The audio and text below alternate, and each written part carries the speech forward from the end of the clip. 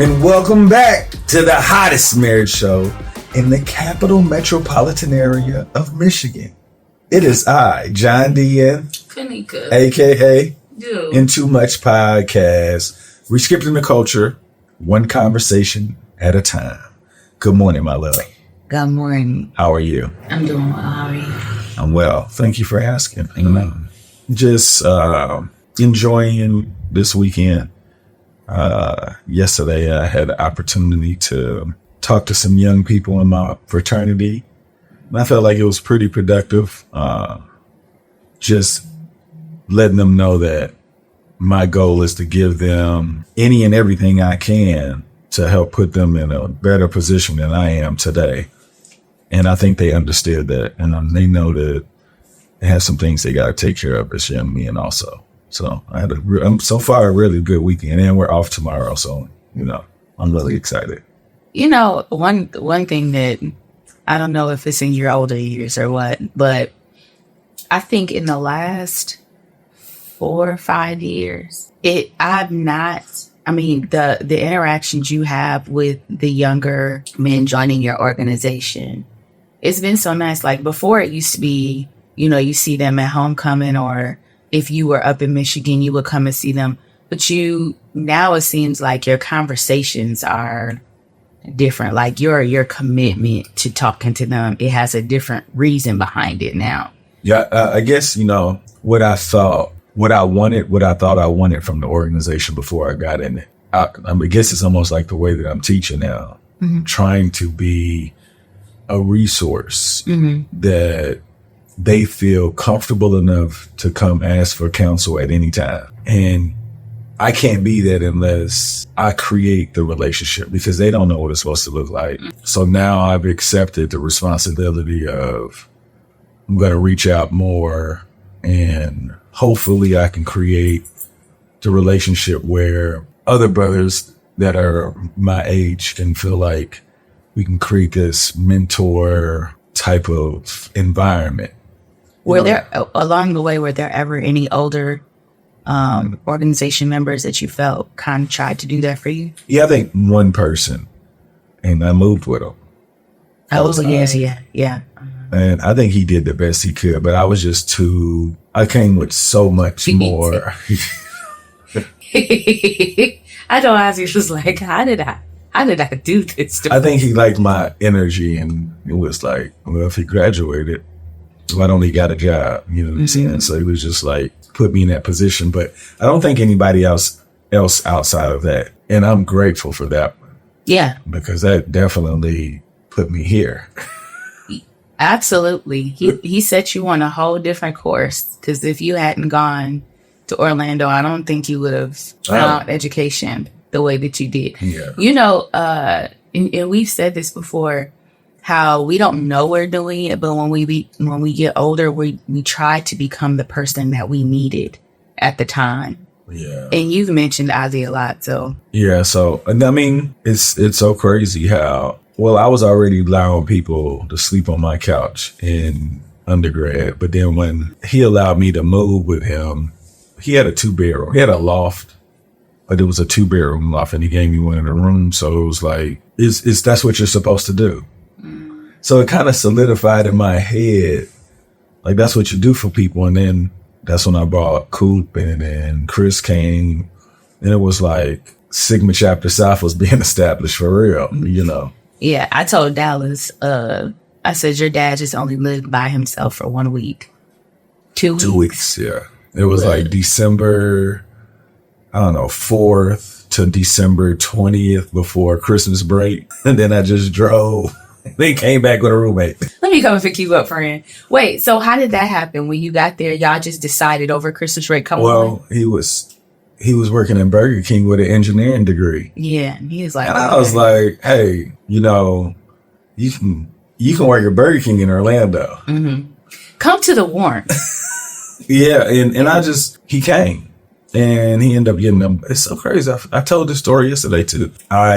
He came to live with me. He ended up getting a job at this bottling company, and he was working third shift. So our schedules, we would see each other, but we wouldn't. So in my head, he was just trying to get it together as far as like hopefully an opportunity would come. But whatever break came, I think spring break for me, and that just happened to be the week where Sherm's mother passed. So we drove up, and he told me, he said, "Hey, John, I think I'm gonna just go back to Michigan. I don't like that job, and I could be at least everybody. I know everybody up here." Yeah. I was like, "I totally get it, man. You tried." And then, like, from when he told me that to like the funeral, the day of the funeral, he got an email from United Space Alliance, NASA, and that's when he got the job. And then he was like, "Hey, man, I think I'm coming back with you." I was like, "What?" Hey, wait. So that's wild. Yeah, you know what? I thought when he went down there, he went right into. Oh no. Yep. So he was coming back, and I promise. Hey, that's how I have like, it too. You got to come back. That's down. like the universe. That's what I said. Like, so crazy how things work out. Well, that's just like you. What was it like working at a car dealership, a gas station, or a food service? It was like I got a degree. And look, so help. That's where I was.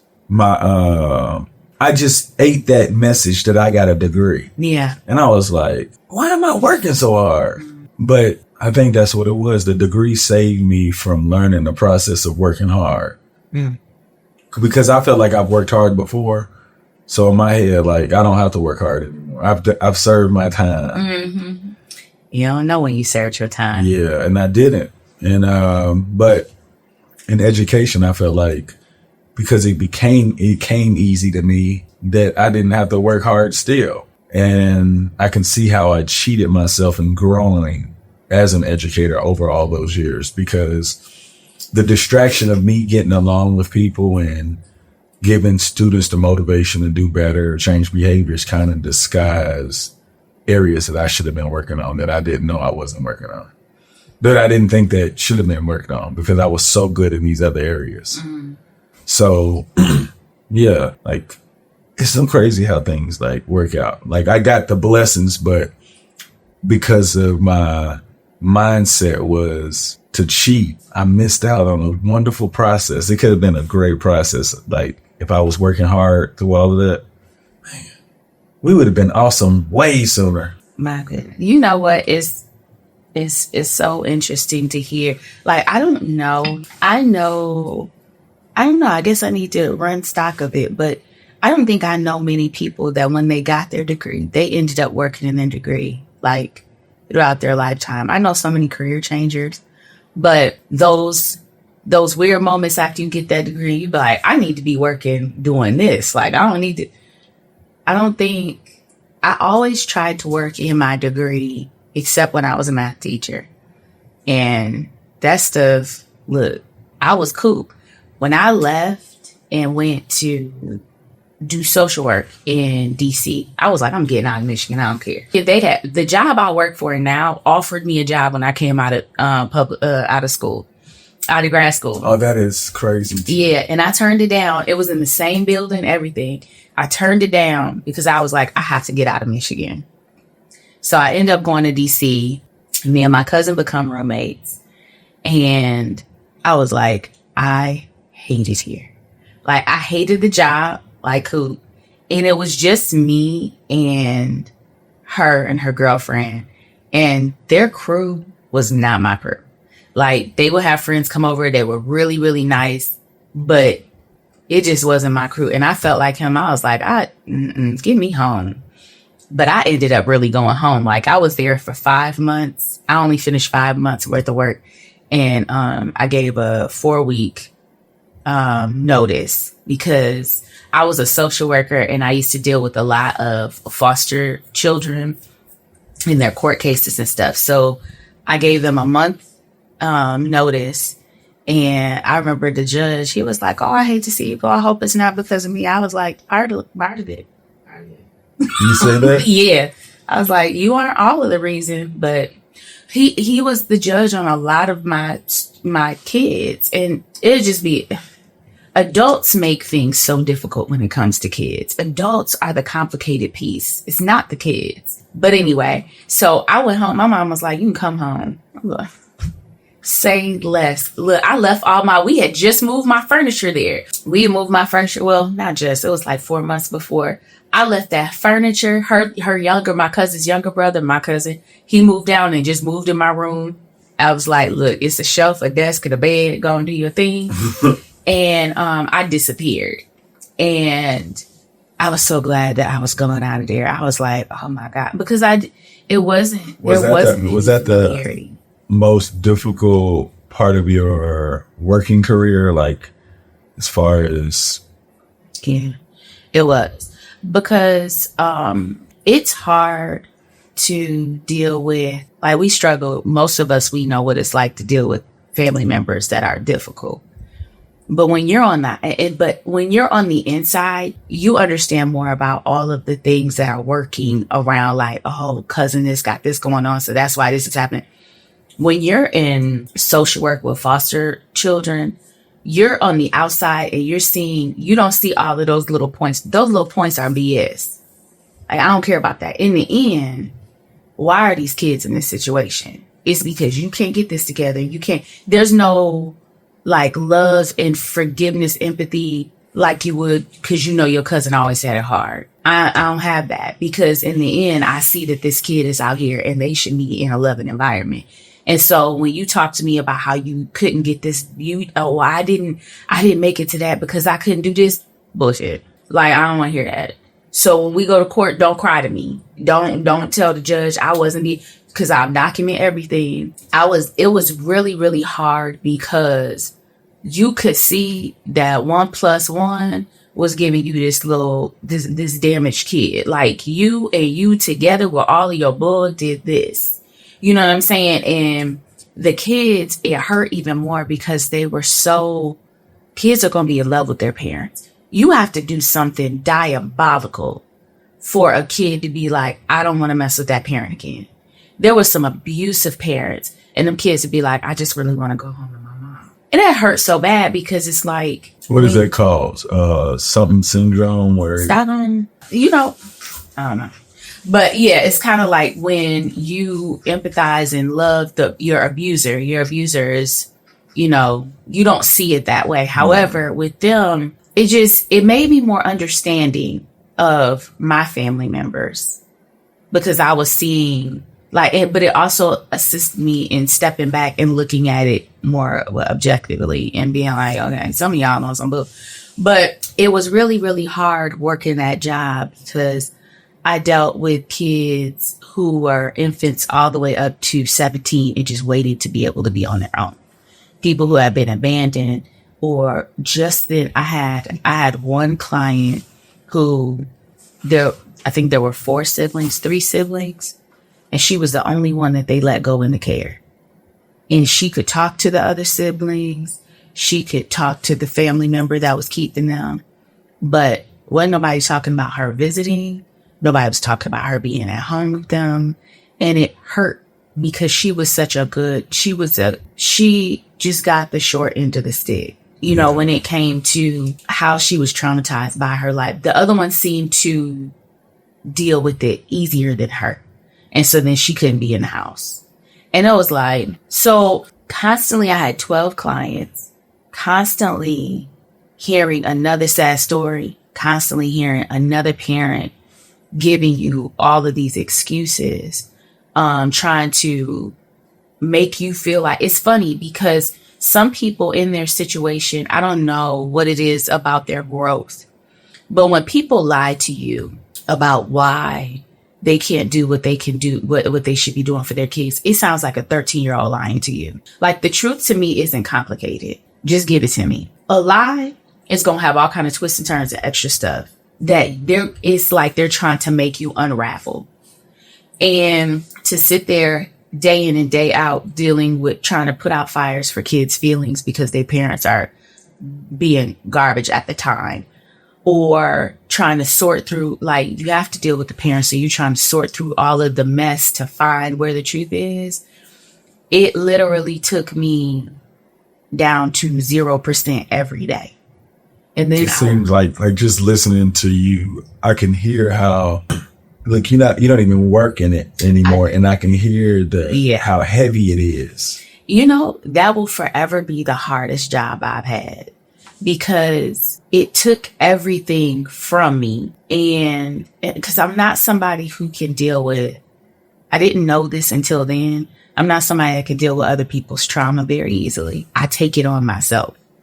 And that's why I needed to work with kids in environments where it's voluntary and they're having fun and, creating programs for kids like after school. But I loved that.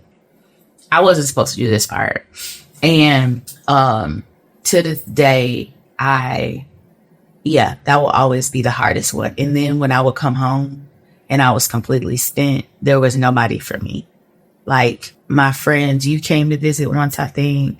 Lynn came to visit, my mom came, and my cousin I lived with was my favorite cousin growing up, but we were very, very different. And so she had her own life. She had been living there for years. So it was really just me by myself. And I was like, let me get out of here. And that's when I figured out that I didn't like that social work degree.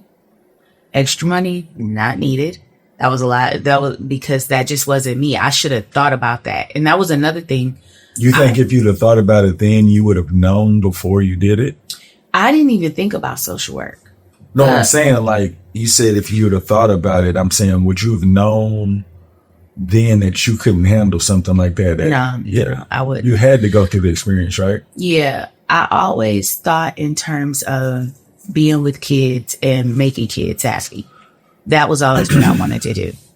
And when I went into social work, I remember when I graduated, one job they offered me was a sexual assault counselor. I knew I couldn't do that. And then the other one was being a foster care social worker. And that's the other thing. When people spin a job to you, that the way it doesn't pay. It doesn't pay for you to sit here and spin a job to me and be dishonest.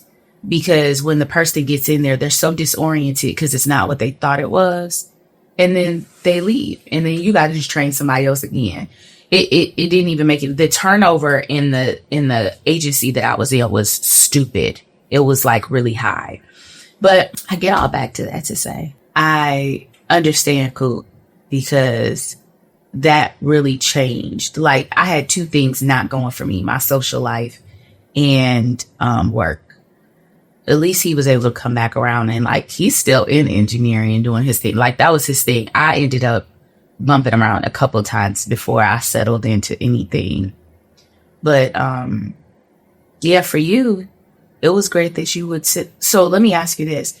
When you were bumping around with having to think about a car dealership, having to think about these other jobs that didn't have nothing to do with your degree, did you think about turning around and going to Kentucky or Michigan?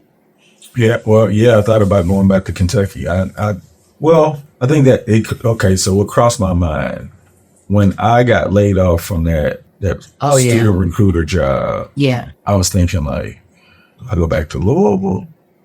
I was like, I know he can let me live there. I was like, do I want to be there? But it wasn't like I can't go back, right? But I was like, I'd rather take out a loan and see if I can work here in Orlando. I want to do it here. And so I didn't want to go back because I felt like, as crazy as it sounds, I felt like I had to stay anyway. Like I had to figure it out. But I didn't know that I was figuring it out. So when the teaching job came up, it just kind of worked out. You know what's so crazy? When you were talking, this is something y'all need to know. I was thinking about you. Like there was only one moment that I remember that I could be like, I could compare it to now. Remember, I didn't want to go back in education when I came back. And I was like, just feeling. Oh my God. Like I felt like. Yes. That semester that I don't tell anybody I worked at in education in Atlanta.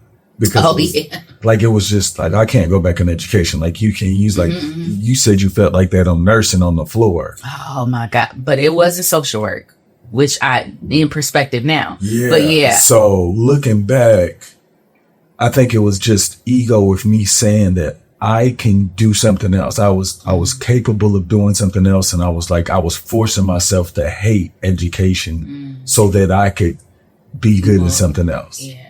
But yeah, I look back and I was like, I was being childish to myself. Like I didn't even deserve to go through that. And I put myself through that. That was a rough time because I could feel the anguish. He was just like, I just can't go back. I can't go back. And I was like, but we need to pay these bills and the way we paying them doesn't look like passion. Like I want you to be able to have your passion, but we got to what's gonna pay you the most. And that was the one thing that it was that passion versus what you were like, no, I know I can do something else. Just, and I was like, okay, we're gonna keep going and see what happens. But yeah, you were determined that you were not going back into the school system. And I was like, God. And I can tell you, I felt like you couldn't understand my pain. And I was trying to say, I was like, I know you did. You even gave me a good understanding, but it was just like, but looking back, it was just like, again, it was me saying that I was qualified to do something else. But I was like, I felt like since I did all of this stuff, I shouldn't have to start at the bottom. Yeah. But I ain't good at nothing. So I just could not get over that. You know, and everybody's like, you should do this. You have this experience. I was like, but it wasn't anything that I felt like was going to yield the best results. I think one of the hardest things for you is that you have transferable skills. Like you train, you manage, you work with a lot of different personalities and behavior management and stuff like that. All of that can be transferred into a different role. But if you don't know how to frame it for other people to catch on to that, it's like you got to be able to convince somebody else that your skills could be transferable. And if you don't have the verbiage for that, it makes it hard for you to break into something else. And I think that was the biggest thing, because I know everybody tell you, John, you do this, you that, and you like, yeah. So somebody put me in a job then I'm supposed to be in. I think the biggest problem was that I could only interview for education jobs and sales, unfortunately. Those are jobs that I could get. Sales, they're going to hire anybody, but in education, I know what they're looking for. And I could not transfer what I know into other ways to answer questions where it makes sense. And that was the biggest, I think, problem with me. Like when you used to send me jobs, and I'm like, yeah, I think I could do that, but I don't know if I can answer the questions the way they feel like I would be a good candidate. Like I felt like if I got the job, they would be very happy with whatever I give them. But the interview part of it, I could not transfer that into I couldn't BS.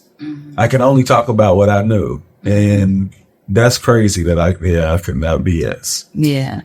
He could not BS. He could not BS. That's interesting. Yeah. Well, you got back in education anyway. It was Oh, for sure. I mean, I think that was the fulfilling part that I feel like is kind of a complete. I really enjoy going to work. And when I get off, I can turn it off because I enjoy coming home. And then, I try to sleep as much as I can as far as in that part. You know what? That's all I was looking for in the beginning. I wanted to like my job and come home and like what was at home. Yeah, I know. It's a different gratification for me because I feel like everybody reaps the benefit of these pockets of enjoyment. We try to even during our moments of parenting, we're trying to help them enjoy their days also as much as possible while learning. Do you feel like there's any other time in your life where you were able, it might have felt different then, you wouldn't define it that way then, now, but you would come home and you would say, I enjoyed my day away and I enjoyed my day when I got home? I always felt like that. I can look back, I didn't ever dread coming home. I always felt like when I started adding the messaging that said that you need your me time just to unwind before you. So I just incorporated that. But if I never thought I needed, I would have just come home. You know what I'm saying? So to me, I felt like that message. And then not to mention, my father told me, he went to work for peace. I thought at some point you guys were going to take my peace from me. But that was me thinking that I staying home, it was eventually going to happen. And looking back, even when we got into it, I didn't want to be away.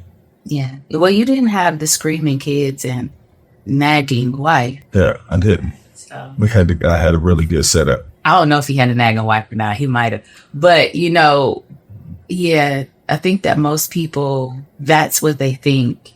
Like when your dad was like, I lead Kiss and Peace because it's kids that are complaining, crying, yelling, probably an overwhelmed mother who is really like losing it on you because you're not helping or they need help.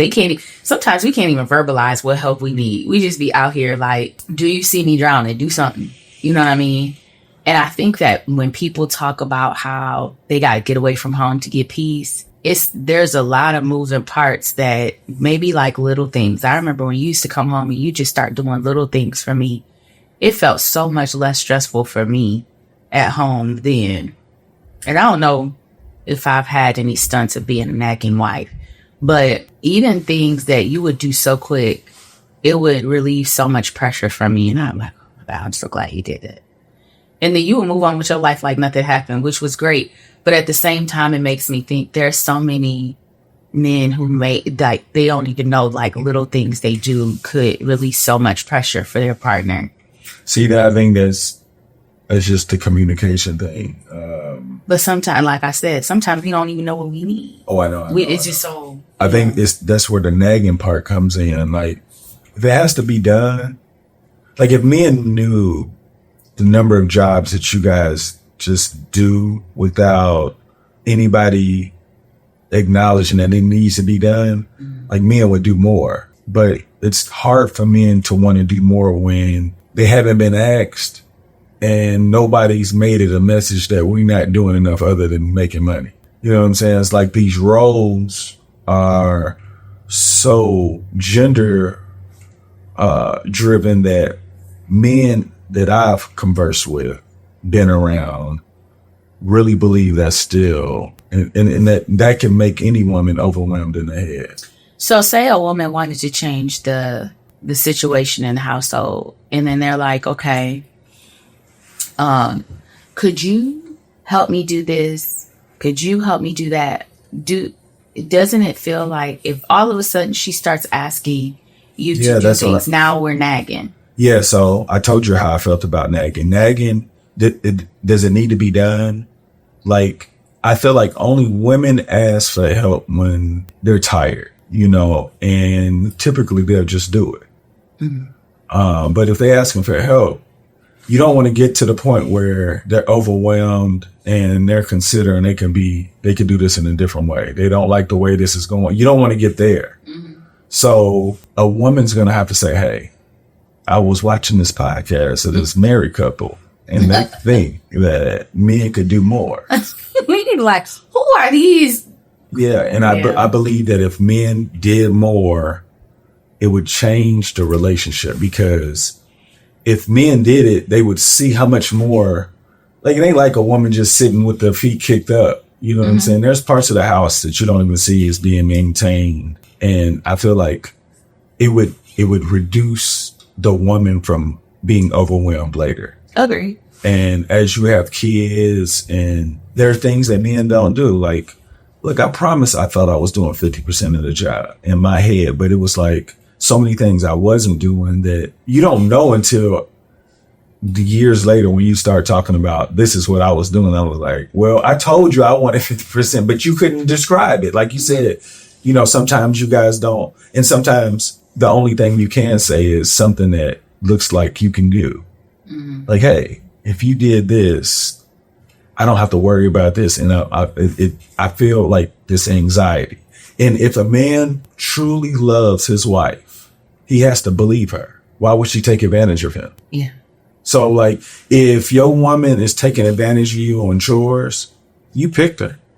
Like, y'all gonna have to communicate to the point. Like, why are you picking somebody that would take advantage of you? Mm-hmm. So to me, I feel like if you're on the same team and your lady asks you for some help and it's something that you can do it. And I mean, you don't have to do it, but I just see the ones that don't do it are arguing a lot more. So you gonna take up your time doing one or the other, doing the task, or are you? Yeah, it has to get done. And then everybody mad because now a whole bunch of time is wasted and it still got to get done. Yeah. So to me, I tell you this. I think about our relationship on when you say things need to be done. Like, I don't just think about those things. You know what I'm saying? It's not like I have a checklist and like when you say, okay, so, but after a while, it becomes a habit where, you know, these are things that need to be done. But a man's not going to just think about what can I put more on my plate? Well, you know, somebody was talking about how they teach their kids to notice 3 things before they leave a room.